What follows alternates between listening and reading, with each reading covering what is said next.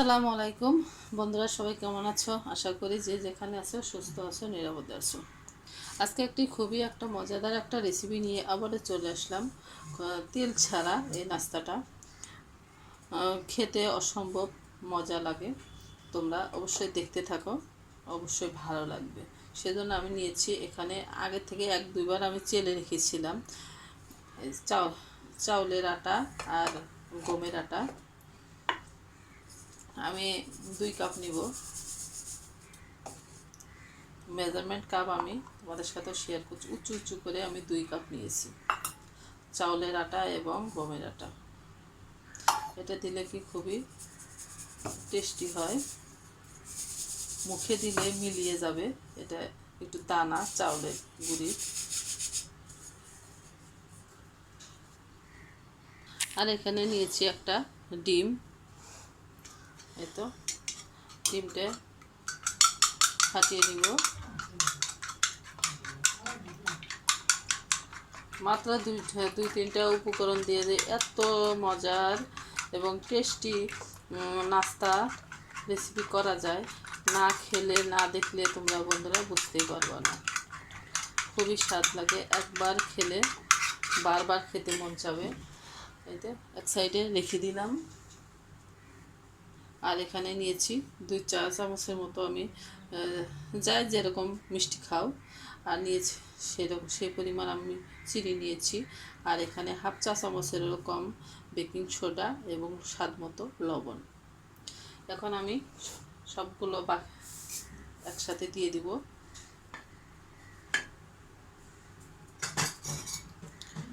দিয়ে সুন্দর করে একটু মিশিয়ে নিব। এরকম করে মিশিয়ে নেব।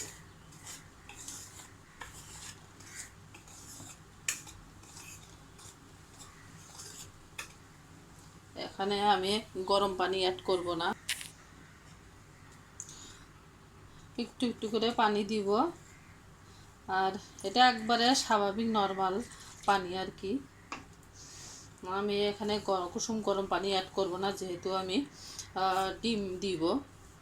যদি আমি গরম পানি অ্যাড করি তাহলে তো আমার ডিমটা হালকা হলেও একটু কুক হয়ে যাবে, খেতে ভালো লাগবে না।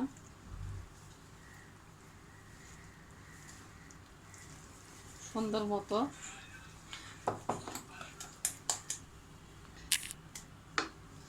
এ পর্যায়ে আমি ডিমটা 2বারে আমি দিয়ে দিব।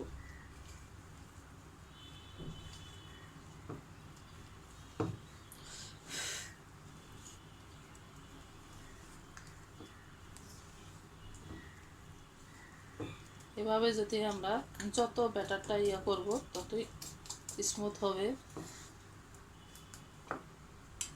পুরাটাই আমি দিয়ে দেব।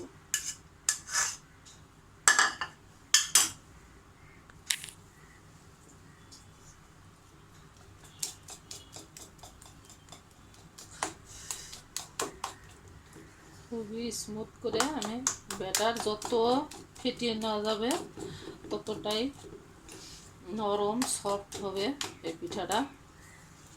তোমরা এমনিও খেতে পারবা, মাংসর ঝোল দিয়েও খেতে পারবা, একদম তেল ছাড়া ঘরোয়া উপকরণে হাতের কাছে যা থাকে সেটা দিয়েই বানানো যায়।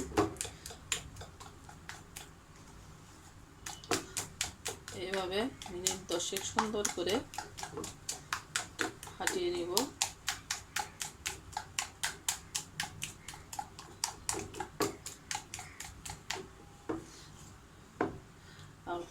বানালে একটু বেশি করেই বানাবা, কিন্তু কারণ এই পিঠাটা এতটা স্বাদ হয়।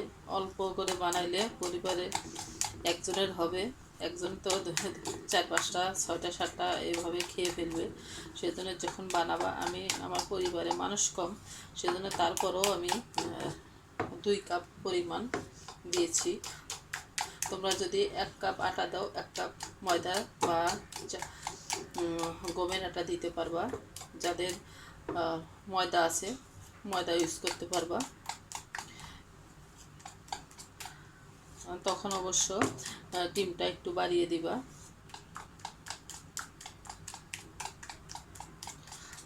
দুই কাপ করে হলে 4 কাপ যদি হয় তাহলে 2টা ডিম দিবা, তাহলে খেতে খুবই মজা লাগবে। এ পর্যন্ত যে বা যারা যেখান থেকে আমার ভিডিওটি দেখছো এখন পর্যন্ত একটা লাইক দাওনি, তোমাদের মূল্যবান লাইকটি দিয়ে আমার পাশে থাকতে পারো। এবং আর যারা নতুন বন্ধুরা সুন্দর একটা কমেন্ট করবা, তোমাদের কমেন্ট ধরেই আমি চলে যাব তোমাদের পরিবারে এবং ভিডিও দেখে চলে আসব। এই তো আমার হয়ে গেছে, এরকম ঘনত্বটা হবে। আমি কোনো স্লো করিনি, স্লোভাবেই করেছি, কোনো স্কিপ করিনি। এই ব্যাটারটা গোলার সময় A to Z সম্পূর্ণ দেখিয়েছি, যাতে যারা নতুন তাদের জন্য সুবিধা হয়। এই তো চলো এবার আমি চলে যাই চুলায়। এই তো তাওয়াটা অলরেডি প্রায় গরম হয়ে এসেছে, এখন আমি দিয়ে দিলাম বিসমিল্লাহ।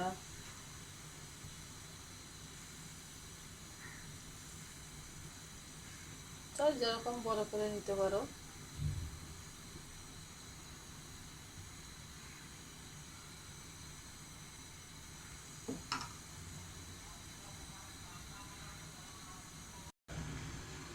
ঢাকনা দিয়ে ঢেকে রাখি, যেহেতু চাউলের গুঁড়িটা আছে। এই তো আর একটু হবে।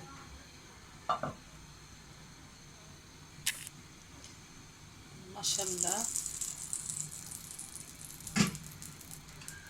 অনেক সুন্দর হয়েছে।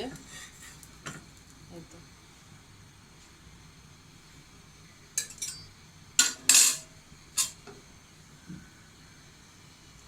যতবারই ব্যাটারটা দিব ততবারই একটু করে নাড়াচাড়া করে নেব।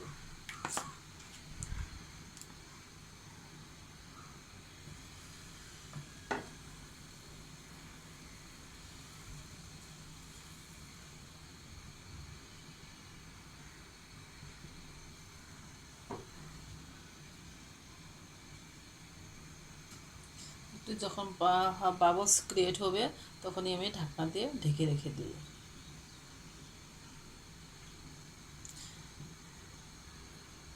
এতে বাবলস ক্রিয়েট হওয়া শুরু হয়েছে, এখন আমি ঢাকনা দিয়ে ঢেকে রেখে দেব।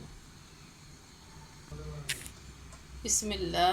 এই যে মাশাআল্লাহ, এটা আবারও এই যে তুলে নিলাম।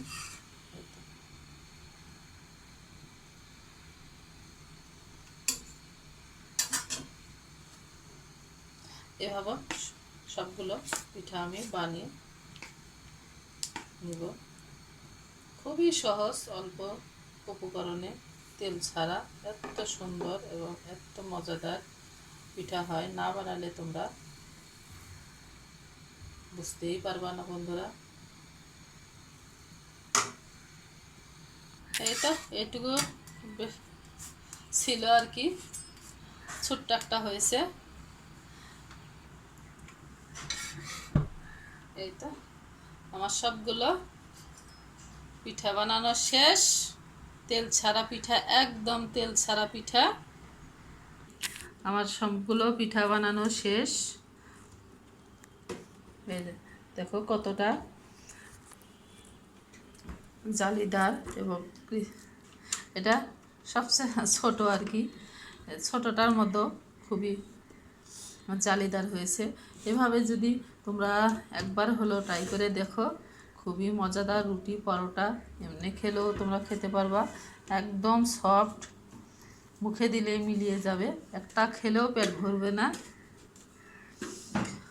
যে যেখান থেকে আমার ভিডিওটি দেখছো সবাইকে জানাই অসংখ্য ধন্যবাদ এবং মন থেকে অনেক অনেক দোয়া ও ভালোবাসা। সবাই ভালো থাকো, সুস্থ থাকো। আজকের মতো আমি বিদায় নিলাম। আল্লাহ হাফেজ।